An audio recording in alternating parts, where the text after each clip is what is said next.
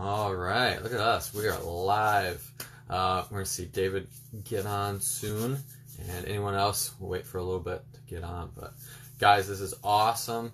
This is our first live for Bird Tactical. I'm pretty sure it's David's first live as well. So this is really cool. Sweet. Here he is.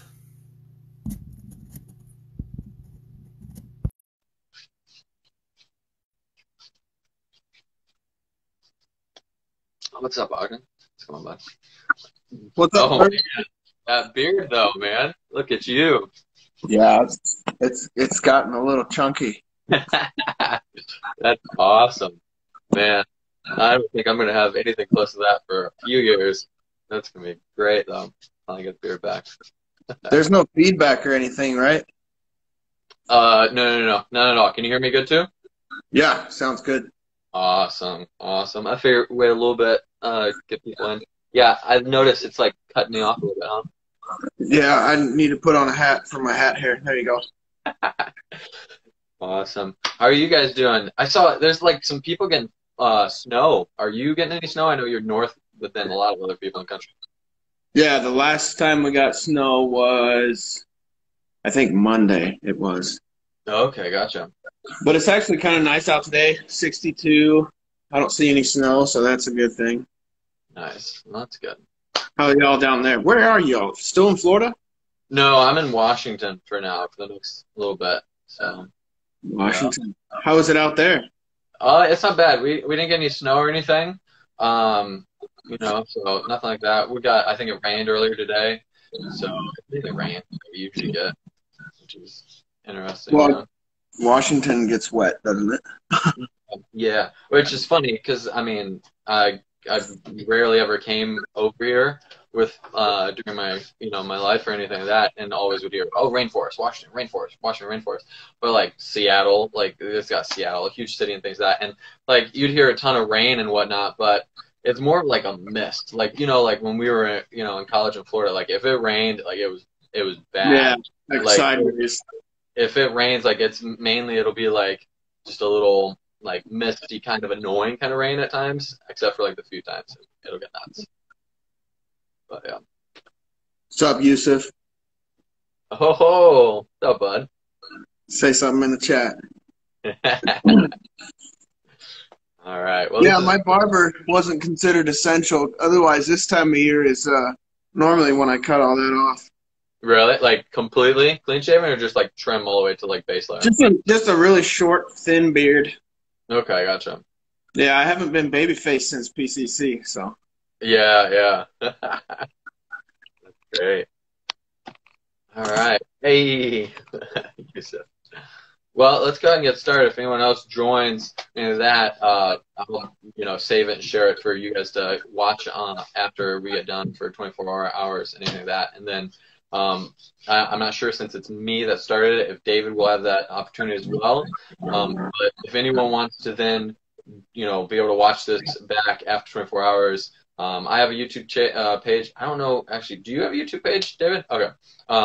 But I'm going to save it, and if Instagram didn't lie to me and I can save it to my camera roll, I'll post it on the YouTube page, which is Bird Tactical as well as the name of the page. So I'm sure you get this a lot, being a trainer especially.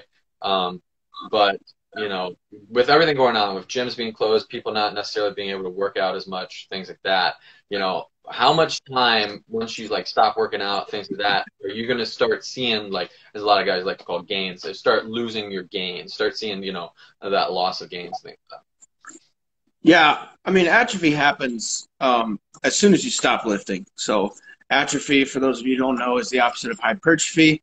Hypertrophy being getting bigger, atrophy being losing that size a little bit. So, atrophy happens right away as soon as you stop lifting. But as far as like noticeable to where you start losing muscle, also losing strength, maybe for the power lifters out there, it can happen in 6 days, like 1 to 2 weeks for. And it also has a lot to depend on what you did. So if you worked out 6 days a week pretty frequently, it's going to last a little longer. And then for anyone who just did a 3-day week routine, it doesn't necessarily take that long. But yeah, 1 to 2 weeks for the lifter, and then if you just did a lot of cardio, then I guess you're still working out. So So kind of it's the opposite of what some people might think. Correct me if I'm wrong, but if you work more days than like say other people work like 2 or 3 days a week, if you work out, like you said, 5, 6 days a week, you'll actually go longer without before you lose. yeah, Stuff yeah, like that. yeah. So what's that?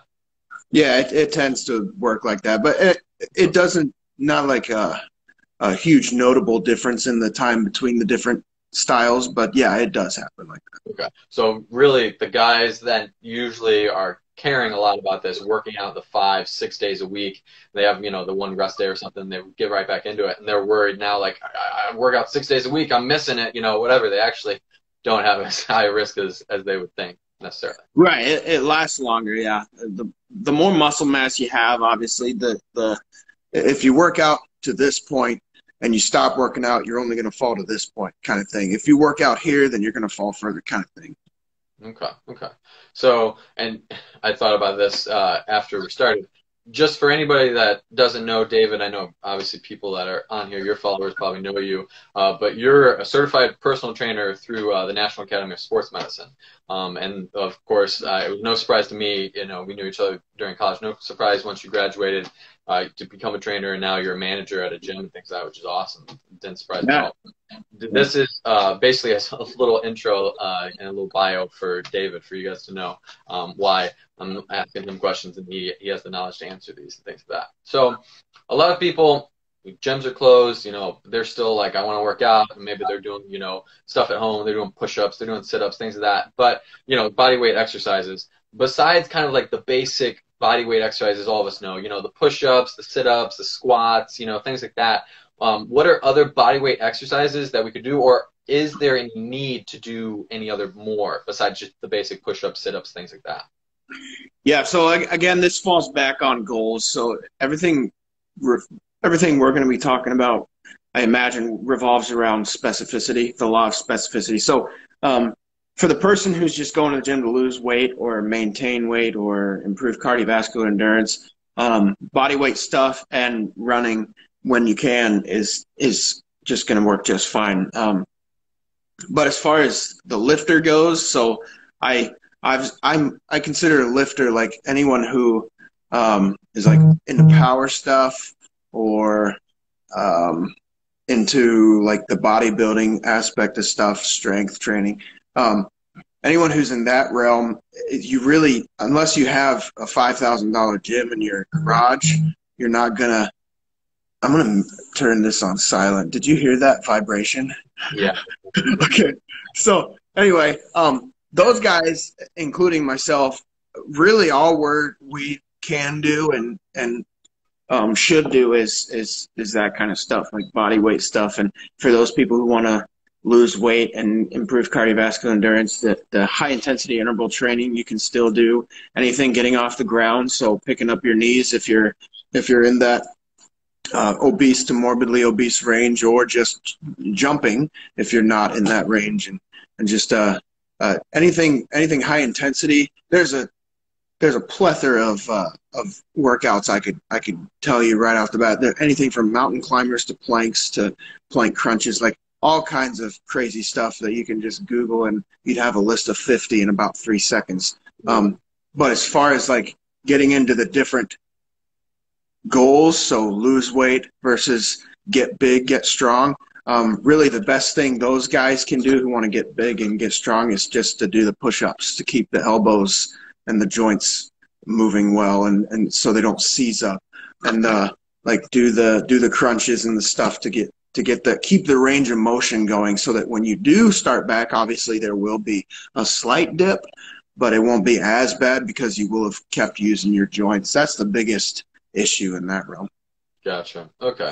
And then, so as far as like working out, doing those body weight exercises, compared to guys that go to the gym, especially like you're saying, like the lifters, things like that, they're, spending a decent amount of time, say, someone else isn't trying to get, big or trying to do, CrossFit games or competitions, things like that. They're going for 30, 45 minutes or something like that, and they're doing specific things. These guys, they're going and they're spending a good amount of time, an hour, 2 hours, 3 hours or something like that, and they're doing, certain reps, like you were saying, goals, specified things that they're doing. Is it different now with body weight exercises that they're doing time? Obviously, the reps of doing like a push-up or like 3 sets of 10 push-ups is vastly different compared to benching, so much weight 3 times 10 sets, or 3 sets, 10 reps. But the time frame of that, is that going to change at all and whatnot with it? Yeah. Again, it goes back to what you said and what I said in the previous question is it's all about your goals. So those people who want to lose weight or tone up or whatever, the rule of thumb is 30 minutes of having your heart rate elevated is when you tap into the fat. So at first you go through the carbs, which is the easiest form of energy to tap into.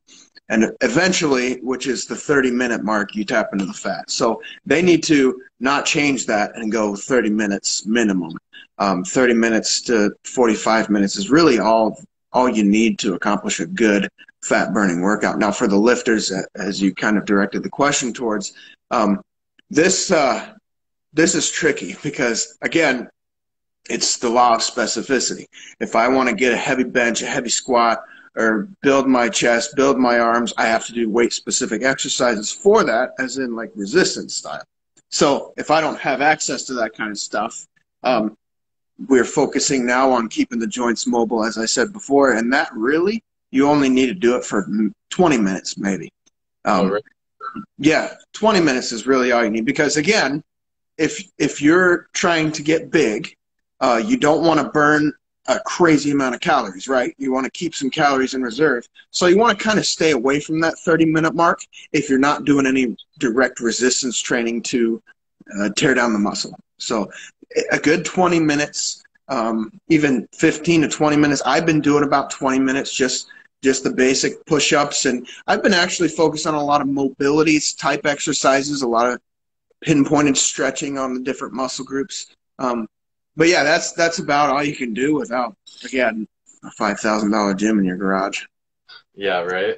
Okay, well that's cool then to know that necessarily it's not, still having to change vastly. It's just about 30-minute increments, 20-minute increments, things like that of working it out. Yeah.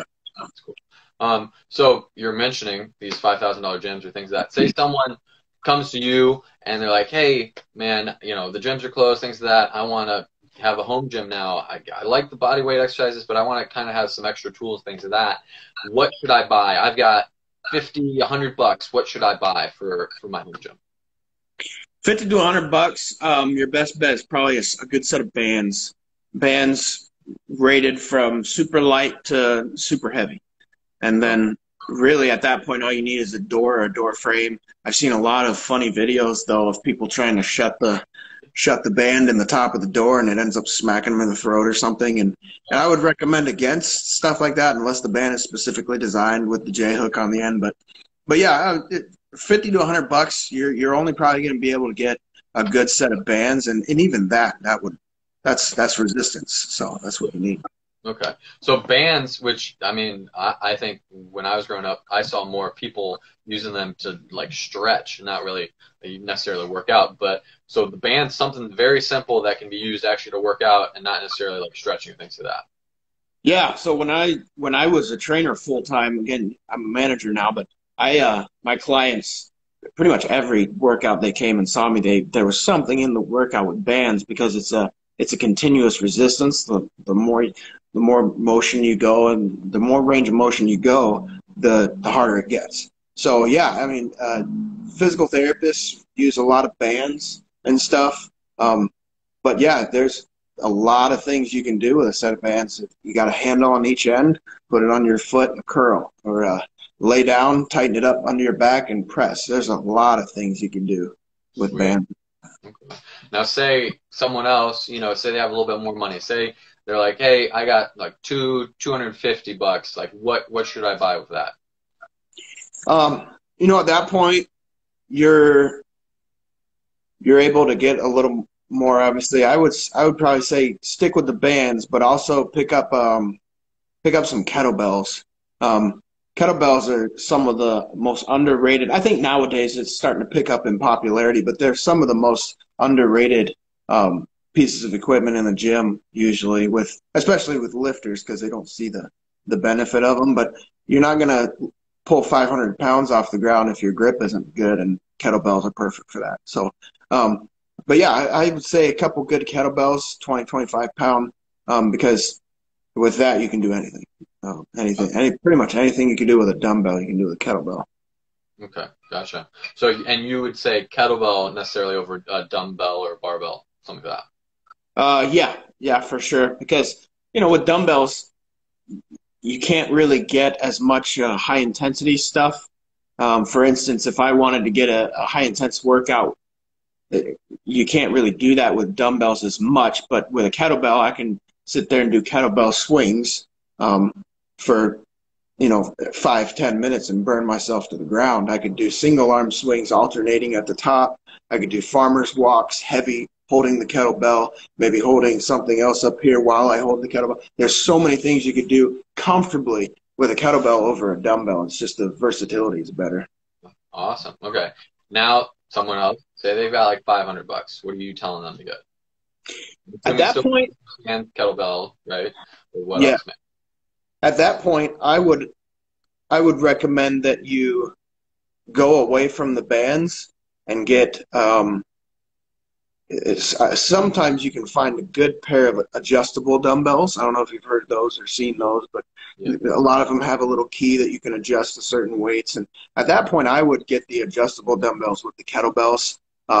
That'll give you more bang for your buck than the bands, especially if we're starting to talk about the lifters. That's going to be more bang for your buck. So I would go with the adjustable dumbbells.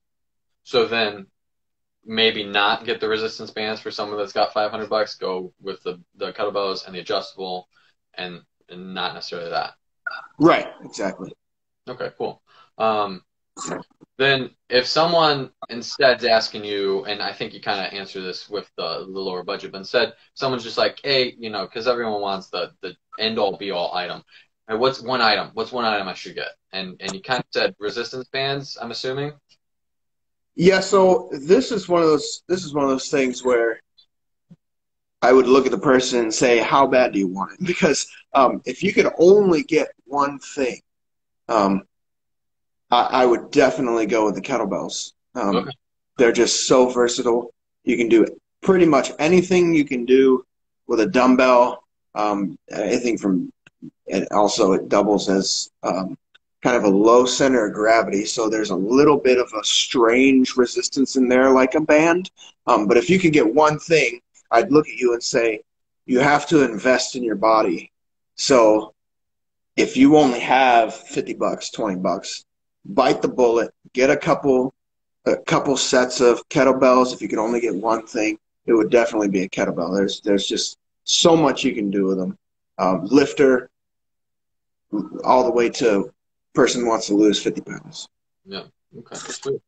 Um, and then when we're talking about workouts, things like that, because I know everyone that's a trainer or everyone that's a celebrity or things like that, they have their own little workouts, things like that. Anything from just a simple sheet saying workouts to DVDs, things like that. But different programs have different training, ideas or ways they do it, routines. What's your recommended routine? Because a lot of people are like, oh, each day is a different body part, or I do a push day, a pull day, or I do opposing things, or upper body, lower body day. Like, what's the one you recommend, or what's the one that maybe will help a lot of people more? Because end all be all, of course, at the end of it, if you're working out in general, of course it's working, right? But maybe necessarily someone's seeing the results more, or they feel it better, and of course feeling, the burn or some of that is then going to put into their head that this is the one that works better, or things like that. What do you recommend with that? Yeah, I'm going to preface this question like I've prefaced all the other ones. It depends on your goals. So I'm going to go with the two extremes again. Um, uh, there's really a lot of it is personal. A lot of it is personal. Uh, I lost the word. Anyway, personal preference, and then some of it is science based. But let's go with the person who wants to lose 20, 50, 10 pounds. Um, if they're to the point where they need to lose over 20 pounds, I would recommend that they pick a program where 4 days a week, minimum three, um, and they're working different body parts every day. Not in the sense that on Monday they're working biceps and then Wednesday they're working chest, but in the sense that it's called daily undulating periodization. So daily, undulating, always changing, periodization, which point you're working. So, for instance, on Monday, I would have my people probably do a lot of legs and then maybe some upper back. And then Wednesday, um, if they came Wednesday, I'd have them do a lot of chest and then a different aspect of the legs. Let's say I do quads, I'd do hammies, and then I'd throw in a complete ab burner. And then on Friday, I'd hit the arms a little hard. So as a person who needs to lose weight, you need to work your whole body. So you need to burn that fat. In order to do that, if I was to tell you to do a push-pull, you might get it, you might not. There needs to be high intensity. If I tell you to do a push high intensity workout, push-ups is good. Squats technically is a push. But then I say pull intensity, and you're like, what? So there needs to be a daily undulating periodization. So focus on different body parts. And you can do this daily undulating periodization. You can do 5 days, 6 days, 7 days a week without a single rest day because you're not focused on one muscle group too hard so that you can come back the next training period and do it just as hard, different muscle groups. And then the other realm, let's say you get that lifter. I took 3 months. It took 3 months to write this program. 3 months, I wrote a lifting program meant for hypertrophy, so size. And it did take that long. I was not lazy and just spread it out over 3 months. I went with a push-pull style. So on one day, every push muscle in your body, and then on the next day, every pull muscle in your body. And it kind of works the same as the daily undulating periodization in the sense that my program is a 6-day a week. So you do pull, push, pull all the way through. So you're not working the same muscle group back to back in a day sequence. But yeah, it is still intense. But again, the upper lower splits are incredible because you get that full lower workout and it feels great. It works really well. You get that full upper workout. So again, it just depends on your personal preferences and your goals. But I gravitate towards the daily undulating periodization and kind of a push-pull deal. Okay. So really, if you want to work out every day, obviously there's some things you can do every day, like, just run, like get the heart rate up, do some cardio, things like that. But if you're wanting to work out every day, you don't want to necessarily do the same exercises every day if it's high intensity or using the same exact body part every day. Is that correct? Exactly. Yeah. Because you're breaking down your body. You know that. When you work a muscle group, it breaks down the muscle. You need to have time for recovery. So yeah, that's exactly right. So then instead of someone's going, 2, 3, or 3, 4, 5 days a week, they have those kind of gaps where they can kind of do more, not necessarily do like more working out, but do more of the same exercises with the same body parts, but they still have those breaks, then it's okay and it doesn't necessarily break it down as bad or anything like that. Exactly. An easy way to think about which one to do is just remember it's not necessarily the focus isn't on the days you work out, it's the days you're not working out. So if you want to do full body workouts, that's great that you can do that, but you have to have a full day of doing nothing in between. Yeah. So you essentially get 3 working days, 3 or 4 if you don't mind overlapping the next week. But if you want to work out 6 days a week, you have to put a lot of thought into staying away from those body parts so they can rest. Okay, gotcha. Then with workout routine, so you just mentioned, or we've been talking about, but you specifically just mentioned it last, rest days. a lot of people, and you know, for work things that people are like, hey, take a rest day, but it's going to be an active rest day. Would you say, and depending upon body parts, things like that, if they're doing a rest day, do they need to do a complete rest day, or you know, it can be an active rest day, which I know a lot of people like just, you know, walking or jogging or swimming. I know. What do you do necessarily for yourself, or you know, depending on the workout routines, things like that? What would you recommend? So my program has one complete rest day, 6 days a week lifting, and then the seventh day is totally off to recover for the next wave. I've also, when I was a trainer, I trained some clients where they would do 5 days with me, 2 days off. Um, again, it depends on what you're doing specifically. Um, but I do one, and then I also do deload weeks. So for power lifters, strength people, even if you're training for size, get bigger, it's always smart to put down the heavy weights every once in a while. So that would be, as you said, considered an active rest period, but it's a whole week. So you'd go maybe a whole 4 weeks straight of just killing yourself with one complete rest day, and then 1 week of just very lightweight, usually 40% of what you've been doing, 30, 40% of what you've been doing. And then, so I do 1 day and then active rest weeks. But if you're the person who wants to tone up or lose weight, I would say throw an active rest, because I mean, you can't overdo it if you're not trying to PR every other month or whatever. Your body won't break down as much. But yeah, I would do an active rest day where you just came to the gym or just went for a brisk walk, maybe a jog.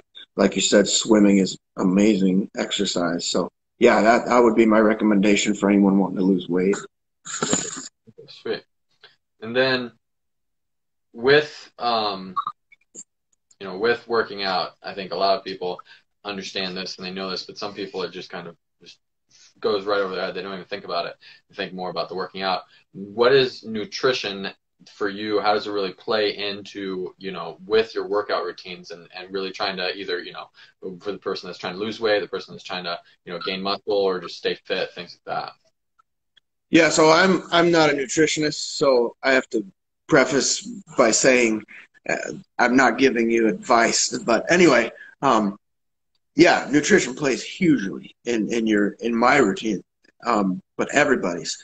My routine again is 6 days a week, um, not super lightweight, so pretty moderate to heavy weights, pretty intense. So I have to calorie count, and I have to get a certain amount of everything, every macro, which is proteins, fats, carbs, in order to survive. But everybody, if you're trying to lose weight, it should play just as huge a role in counting those calories, keeping them low, keep that deficit going, or if you're trying to tone up, keep that maintenance level. But yeah, it's huge. It's part of the workout, in my opinion. They're not, when people separate them, it's like, well, I mean, you got a car and then you got your gas, but one is useless without the other. You know what I'm saying? So unless you want to start fire. But anyway, yeah, it not only depends on how much, but it depends on what. So when I'm talking to new clients, I tell them this little analogy. You have a 30-calorie beer and you have a 30-calorie avocado. Both have 30 calories.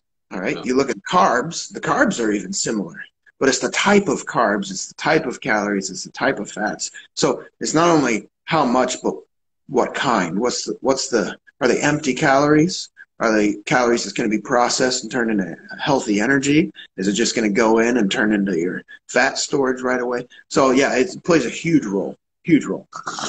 So thinking about that, obviously it always goes back to the goals. People want different goals, things like that. But if someone wants to try to really work on tracking things, that is it as easy as, hey, I'm not going to have the pizza, I'm going to have, you know, chicken and rice, or I'm not going to have ice cream, I'm going to have a salad or something like that? Or do they need to kind of get into the weeds a little bit of it and actually track calories and things like that? Yeah, so I'm glad you asked that question because when I sit down with new clients, this one of the questions I ask them actually. I ask them, do you put any thought into your diet? And then or actually I word the question, are you on a diet plan? Are you on a dietary plan? So a lot of people like the keto thing. A lot of people do. There's so many things out there. Um, but if they say no, I say, well, do you kind of think about it? Like, what do you? And they're like, yeah, I put some thought in it. Like, I try, and then they'll go into it. Like, they'll give me everything. I'm like, you know what?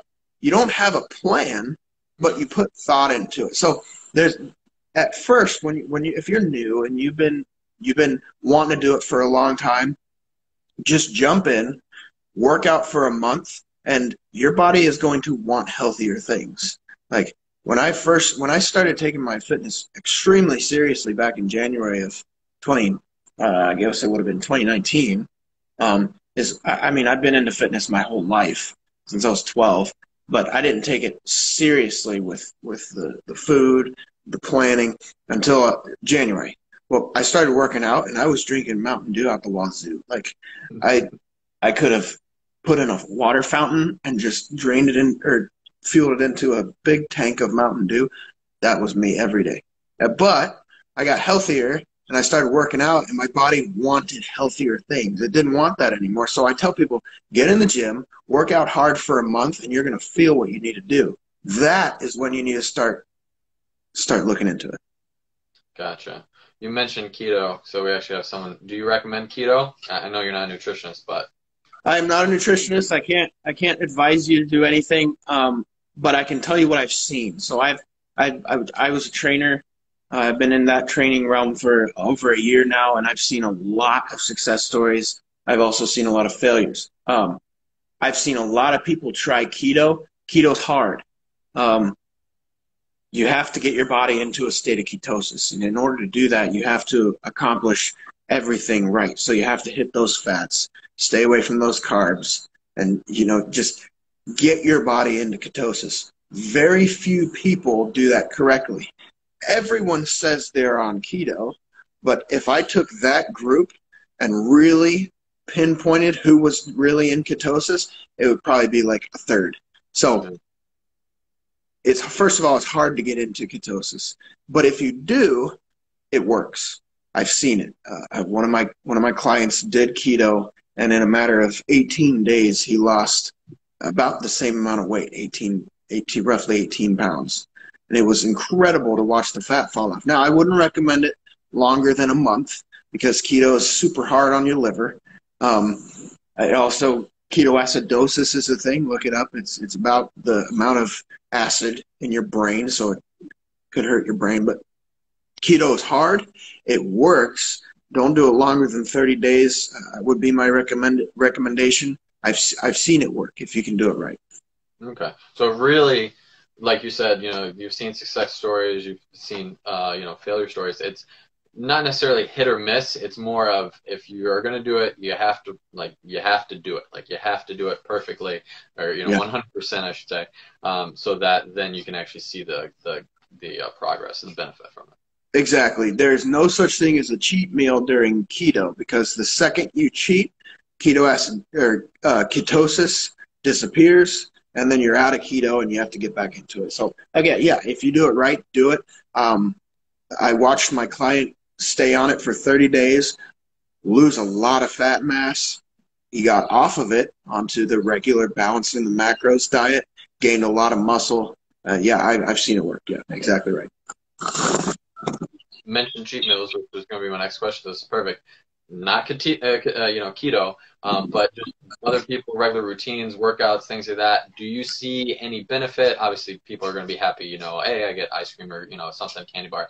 But do you see any benefit or things like that into implementing cheat meals into it for your workouts, things like that? I know, like for me, obviously, the psychological factor, having a little Snickers bar or something is nice, but then I don't have maybe as much thought into it if I know the next day I'm gonna, do a ruck march, I'm gonna be just hiking a ton or things like that because it's more of building up, the carbs, things that for needed for that the workout, the burn. But just in general, say just a cheat meal or something that, whether it's on the rest day, before the rest day, things like that, you see any benefit from that, or do you recommend it at all? Yeah. So first, I want to say that cheat meals are there for one reason and one reason only. It's this guy, our brain. That's all a cheat meal is for. Now, if you're, again, like you said, not on a dietary plan where you have to be like this. If you're not on a diet, if you're on a dietary plan like this, then your cheat meals will actually play into the chemical response of your body to your diet. But if you're not on a diet where you don't have to focus, if you're just trying to lose weight, tone up, if you're trying to get big and bulky, then what I tell people is make yourself miserable during the week and relax on the weekend. I mean, you go to the fridge during the week, it's Wednesday, you're halfway through the week, Monday and Tuesday, you did a great job. Wednesday, you go to the fridge, you see that pudding in there, you open the freezer, you see that ice cream, you think, well, I'm just going to cheat a little bit today. Don't do it. Your body needs those 7 days to respond to the lack of bad calories in order to burn the fat and get healthy mode. And then when you get to the weekend, relax. Give yourself a break. Obviously, don't go and eat the whole fridge and go to a buffet and eat everything on the menu. But give yourself that, as you said, whatever it is, the ice cream, the Twix bar, give yourself that on the weekend. First of all and foremost, the only reason, sanity, but also because you deserved it. You did so well during the week, and that's going to show.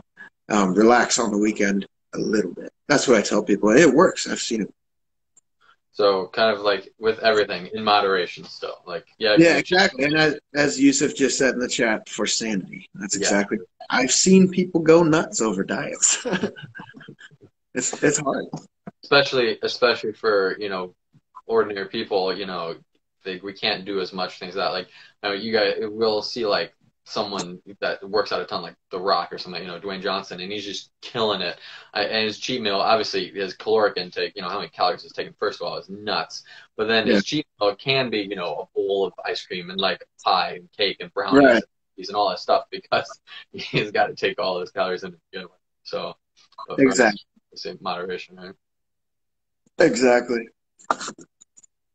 So thinking about for someone maybe that doesn't work out that much, or someone that's wanting to get into it, when is it? I know you said something about 7 day, really seeing the progress things, but when someone starts working out things that, when are they going to start seeing some progress? And that, obviously varies between being able to bump up the weights that they're going to lift, getting some muscle kind of tone, seeing that toned muscles, or just losing, some fat, seeing some fat going away, like whichever that is. What's the progress, time frame that they could possibly see that? Yeah, that is that's directly dependent on how much you do and what you do. So without getting into too many details that would put you to sleep, there's mesocycle, macrocycle, and microcycles. Microcycles of your workout program is a week. So if you work out 3 times a week, let's just take that easy number, 3 times a week, obviously the more the better, especially if you're trying to lose weight, tone up. If you were to work out 3 times a week, you would probably not see results for 2 to 3 months. Even if you were going to the gym 5 days a week, you probably wouldn't see results right away. The reason I say all the emphasis and putting my finger in the camera is because other people notice first, and the scale changes before your eyes do. So if you were to look in the mirror, you might even feel your pants getting loose. Like, that's a big deal. But in the mirror, you haven't changed. It takes usually 2 to 3 months. It has to be drastic for us to see it. So that's the reason why I hammer to new clients and anybody wanting to get into fitness. Patience is the key, because you won't see it right away unless you weigh yourself regularly and you take measurements regularly. You will not see it in yourself before the scale does, before other people do. So it takes a lot of patience. But yeah, it's a sad but true fact. It takes 2 to 3 months of hard work and regular working in a planned routine in order for you to see the first results yourself. Okay. So Really, it's just about patience, keeping the faith, things like that. Unless, like you said, unless you're measuring yourself, doing workouts, or you have great friends that are telling you all the time, "Hey, you're losing weight, that look good," or whatever. You just gotta, stay strong with it, right? Right. That's why I'm so scared of these infomercials with the really good looking people on it, because people see the workouts they're doing and they, oh, wow, that was a 45-minute program, workout 30 minutes a day, and I'll look like that. And that Yeah, sets you up for the impatience. So, yeah. yeah, exactly what you said. Patience. They associate that instantly. It's like, oh, that equals perfect, six pack and everything like that, and it's gonna happen just like that. It's like, no. Yeah, exactly. So we got a question now. Thoughts on progress photos? That's a great idea. Like, again, your body doesn't notice the difference. I've seen bodybuilding memes where the guy standing here is huge, but in the mirror, his reflection is this big. Like he's super skinny. And that's Yeah. exactly the truth. So yeah, I would really, really recommend, especially for those wanting to lose weight, because that tends to be the most difficult to maintain motivation for. If you're strength training, you'll be able to watch numbers go up like your weight plates. If you're trying to put on size and mass, you're gonna see those numbers start creeping up, and you'll even feel different. But as far as losing weight, yeah, progress photos, great idea. There you go. So really, this analogy I just thought about is it's kind of like, say you take a baby or like a puppy. They just grow up fast, like before your eyes, and you don't even notice. Like before they're like tiny little, and then all of a sudden they're just big. And that's kind Exactly. of you're not going to notice, until it really actually gets there. You're like, oh, okay, I've changed them. Like I'm actually looking good, or things like that. Losing weight, whatnot. Yeah, yeah, and it keeps you accountable too, because you always want the next photo to look better, right? Yeah, Yeah, yeah. for sure. Let's see here.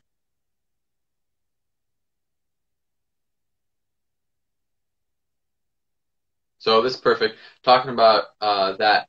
So obviously you can work out, certain muscle groups, things of that. If you do, different day equals a different muscle group, or whatever, and that's going to help you gain, muscle mass in that muscle. But when it comes to losing weight, you can't really do that where you're like, okay, I'm going to work out, abs. I'm going to work out abs so I can lose my belly fat. I'm going to work out this so I can, lose whatever. It doesn't really work that way.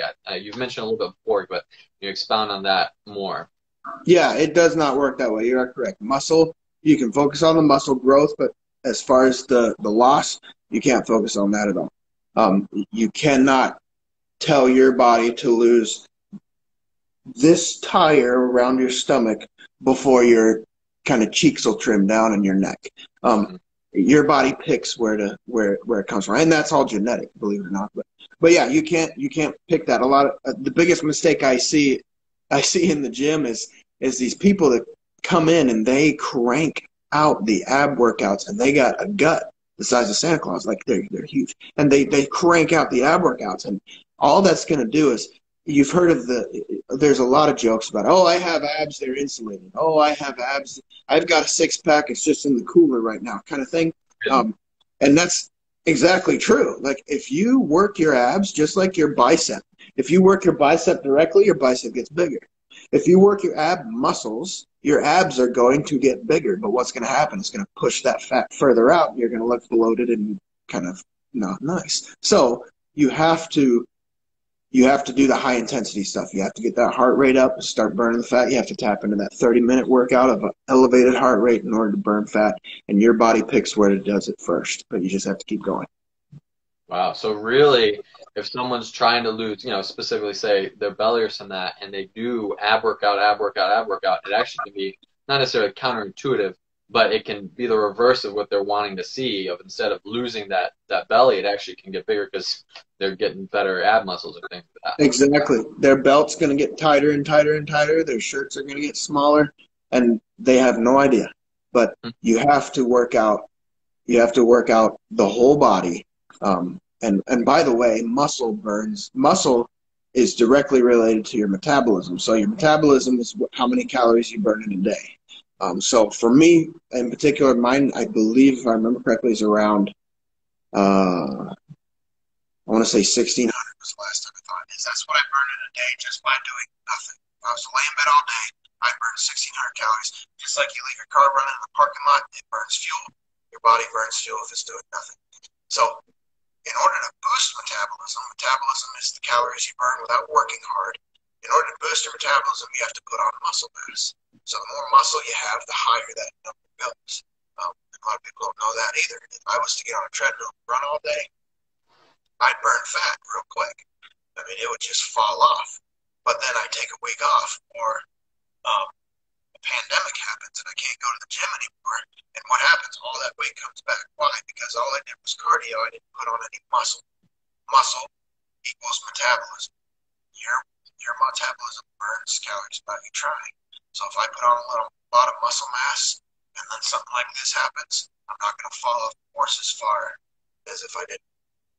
Gotcha. So someone, they can totally be, meaning well, trying to lose fat, things like that, and they're working out just ab workout. It's not, doing it good on them that they're actually, working out something, but they need to be working out overall and everything. And then, once they're kind of seeing that, they need to then actually be working out things that's going to help build muscle as well and things like that. Exactly. Yep. Cardio is part of high intensity interval training. But the cool thing about high intensity interval training and the circuit style stuff is you're building muscle. You're also doing cardio. Cardio respiratory endurance you gain from doing circuit training is exactly what you would gain by going for a 2-3 mile run. It's exactly the same. Exactly the same. I've measured it, seen it measured 100 times. The difference is you're building muscle doing circuits because you're doing resistance style circuits, high intense stuff. You're not here. So you see the difference? Yeah. It's a science, yeah. Okay. And then when, just doing workouts, things of that, you get to a certain point. It varies with everyone, obviously, and things like that. You work out, especially with lifters, you're trying to do certain weights or get to a certain weight or something like that, but you hit a plateau and you're not able to advance farther. I think probably that's more with lifters that see it. And maybe you can, play into this more about other things, but what do you recommend trying to get past plateaus and things like that and really define kind of plateaus better than probably I did? Yeah, plateau. So your body adjusts to external pressures. For instance, one time I worked for a while on an assembly line, and I was doing this motion all day. I was on assembly line, I'd grab it, and do like this and all day, and my shoulders started killing me. Why? Because I was using muscle groups that I wasn't using every day, 40 hours a week, and then all of a sudden the pain just stopped. Why? Our bodies were made to adjust to external pressures. So that's a plateau. If you do the same thing over and over again, which is good things, you go to the gym and you do your bench, your squat, your calves, your abs, your stuff, you do all this stuff, it's good. But if you don't have a plan, that's the key word. Plan equals bust that plateau. If you don't have a plan, eventually, just like our bodies were made to do, you're going to adjust to what you've been doing, and then that's when you see that plateau. Now, that could be for anyone. I've mostly seen it in people trying to lose weight because obviously, especially in the gym I work out, I guess that's the majority of the people who go there. There is a really, really good lifting area, but the majority of people I see come through my door is people who want to lose weight. I've seen plateaus happen. I've hit plateaus in my workout programs, and it all revolves around a plan. And you have to have smart goals, a smart plan, SMART, specific, measurable, attainable, realistic, timely. It's NASM's version of the SMART goals. You have to keep track of all of those, make sure it's specific, measurable, attainable, realistic, and timely. And then you also have to work on mesocycle, macro, and micro. So mesocycle is the whole plan. So the whole plan, for instance, mine 4 months. Macro cycle would be what you're doing in the month. So in month 1, are you doing 4 sets of 10? Well, then in month 2, you should do 5 sets of 9 of the rep count. And so little things like that. And then the microcycle, what you do in a week. All of this stuff has to be continuously changing. You have to have a plan. You have to have smart goals. That's why I'm an advocate for trainers, making trainers' brains, even getting a personal trainer, because it's the best way to do that because they know they've been through it. They've been trained to bust past plateaus. I've seen them happen in 30 days is usually when the first plateau hits. It's a very, very small one, usually not even noticeable to the average person. But the biggest plateau I've ever seen personally happen at the 90-day mark is when you just stop seeing results because you don't change it up. So have a plan and have smart goals. That's how you bust past it. So really, the soreness that all of us feel and things like that, whether it's we work out a ton or we're just starting to work out, even whether it's a lot of soreness or a little bit of soreness, is a good thing because it's progress. Whereas if you stop feeling soreness, that's kind of an indicator that I'm probably hitting a plateau. That's one of the indicators for sure. Yeah, for sure. Usually soreness has to do with DOMS, delayed onset muscle soreness, and usually that's related. DOMS is usually related to the weight, the amount of resistance you put on a muscle. So there's so many things you can change up in order to bust past that particular plateau. There's rep count, set count, even time.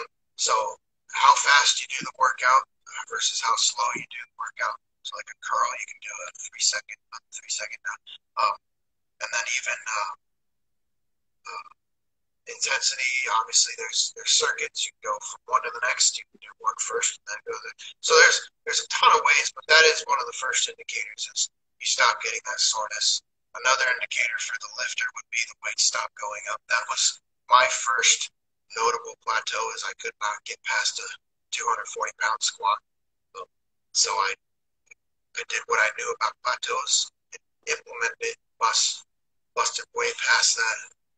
Didn't see another plateau for 3 months. And a year later, I took my squat from 225 max at the time to 4.7.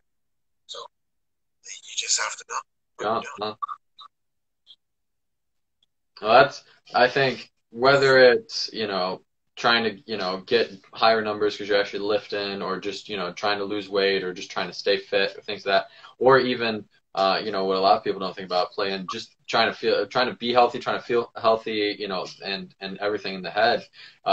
Working out is huge. Like it definitely is obviously going to be helpful for you for, not, somehow, being unhealthy and possibly, ending your life sooner than it should be, but just mentally and physically and things like that, it's a huge part of living in and of itself, and it kind of can carry over to a ton of other things. Obviously, for me, on more of self-defense side of things, and so it carries over to being able to, defend yourself, defend your family, being able to, do different things, or, technique can work a lot of ways, but also being able to have the strength to be able to do things is great as well, for sure, right? Yeah, working out, lifting weights specifically, but also going for runs. You've heard of the runner's high, maybe. Even lifters get this kind of weird high, and it's because when you work out, your body releases. There's a lot of pleasure sensors in our brain, and it's called a reward center, and it releases those reward drugs. I'm sure somebody watching this right now could name them all. I can't think of what they are. I don't want to get into it and be wrong, but it releases those natural things in our brain, and it's a reward thing. Your body's happy. It's better off when you're exercising. Okay, that's awesome.